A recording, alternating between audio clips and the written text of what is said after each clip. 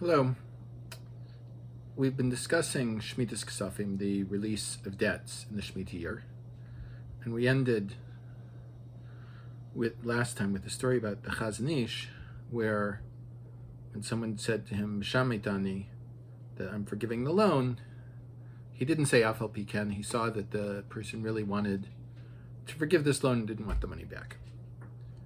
So I thought it's appropriate at this point to consider the various levels of tzedakah, because many of them could be fulfilled in a way that wouldn't be embarrassing in any way to the person receiving the tzedakah through giving a loan before the end of the Shemitah year, when people often have a special needs for money for Rosh Hashanah, Yom Kippur, and Sukkot. And then when the person comes to pay back, say Mashamaytamini, and be very clear that you're not expecting to receive this back. So the Rambam in Hilchos Nos Anim, the gifts to the poor, Perak Yud, starting Halacha Zayin, it's also found in the Torah, says Shmona Malosh Yesh B'Tzadakah Zu Lamala Mizu. There are 8 levels of tzedakah, each one higher than the next. מעלה גדולה שאין ממנה ממנה. The highest level, for which there is nothing greater than this. Ze המחזיק ביד ישראל. Shemach, this is to help the hand of a Jew that has been pressed down. V'nosin lo matana, or halva, you give him a gift or a loan, or osa imo shutvus, or you make a partnership with him, or mמציא lo מלאכה, you find work for him. K'dei לחזק es yado, to strengthen his hand. Ad shelo yצטרך לבריות לשאול, so he never comes to the point where he has to ask anyone. Ve'al ze ne'amar, and in this it says, "V'chazakta bo v'ger v'toshav v'chai imach," and you will strengthen him, the sojourner that lives with, and he will live with you. Kolomar hachazek bo ad shelo yipol v'yצטרך. You strengthen him so that he will not fall and need anything. And the next halacha, the Rambam says, "Pachos mizeh," less than this. Hanosin tzedakah le'anim, v'lo yada leminasan, v'lo yada ha'ani mimi lakach. You give tzedakah to the poor. You don't know to whom you're giving, and the poor don't know from whom they're receiving.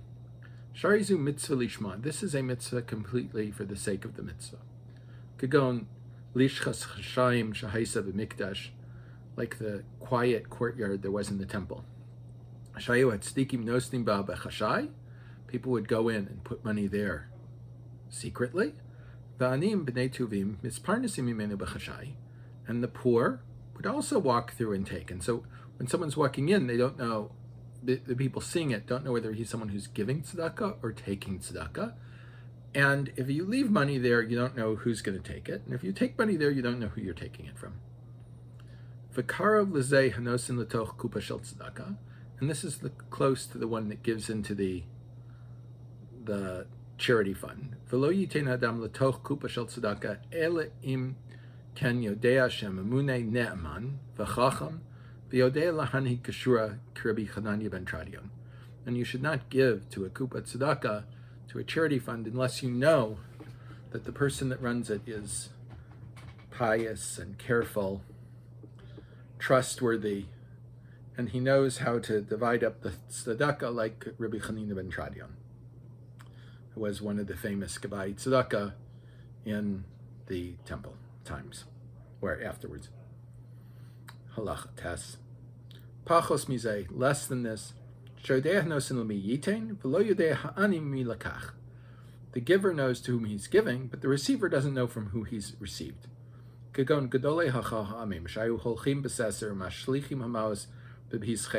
many great chachamim would go, and they would throw the money into the doors of the poor. This is good to do. It's a great level. If the Gabai tzedakah aren't completely trustworthy in acting properly. There are many stories that can be told upon this. There is in the Piskei Din Harabanim, the records of the case of Bati Din Israel. There's a case in the early days of the state of Israel where Tzvi Pesach Frank, the Rav of Yerushalayim, took a tzedakah to a din Torah The Tzadakah had been founded by one of the Sassoons who lived in Hong Kong. He never got married and didn't have children, but he was very, very wealthy.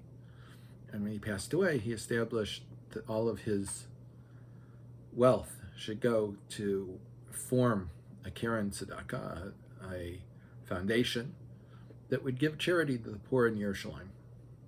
And over time, 11 people became in charge of the board, and in one way or another, they gave themselves very, very large percentages of the income of this foundation as their fees for running it, so that in fact approximately 90% of the income of the tzedakah went to the gabayim and 10% to the anim. And they claimed that Frank didn't have standing to bring the case, and he claimed as the Rav Yerushalayim, of course, he was responsible for collecting funds for the anim, so he did have standing. And it was difficult for him at the time to find a beis din of Chachamim in Yerushalayim that Rav Frank didn't have a connection to. And so, in fact, when you look at the names, they're the future Gedolim of Eretz Yisrael. I remember one of the Dayanim in the case was Rav Shlomo Zalman Auerbach. But at the time, he was a young man.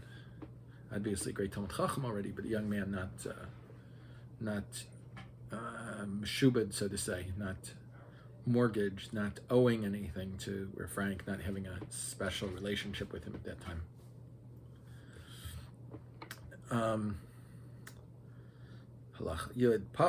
What's less than this? The poor person knows from who he's receiving the tzedakah. But the giver doesn't know to whom he's giving. We have stories in the Gemara about great chachamim. They would wrap up the money in handkerchiefs, and they would cast them behind them as they were walking. And the poor would come and take these sacks of money, so that the poor wouldn't be embarrassed by having to face the person that's giving the money. Pachos mizeh, what is less than this? Yiten lo yado kodem shishol. He gives the poor before he asks, meaning he's aware that this person is poor and he needs money, and he gives it before he's asked. I remember once I used to learn in a shul every morning, and the caterer of the shul once came to me with a few $100 and said, "That guy over there, I happen to know he's having a hard time. Please give this money to him. Don't tell him it's for me, but just give it to him." He was never asked. He just gave. Pachos mizeh, less than this. Shitin lo acher shishal. He gives him money after he's been asked. The person asks him money and he gives. Pachos mizeh, what's less than this?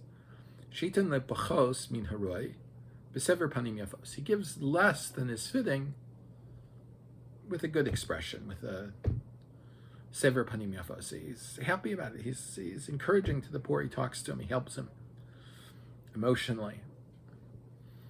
Pachos mizeh, less than this. Shitein lo be'etzev. He gives with a bad countenance.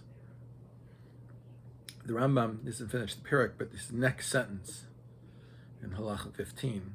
Gedolei hachamim hayu nosnim pruta la'ani kodim kol tefila va'acher kach mispalim. The great chachamim used to give some money to the poor before every tefillah, for every prayer, and after that they would pray. Shenemar, as it says, Ani b'tzedek echazeh fanecha. I in righteousness see your face. So here we see that the preserving the dignity of the poor is a very important aspect in terms of tzedakah.